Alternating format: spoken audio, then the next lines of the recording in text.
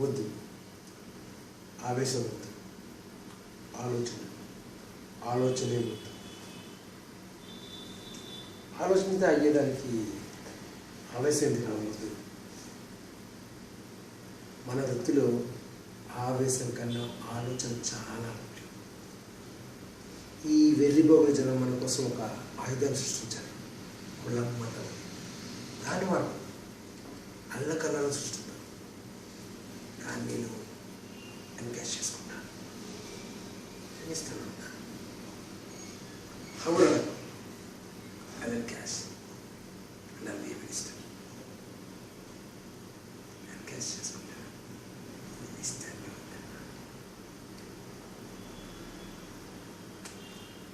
Idea about that? Let's go on.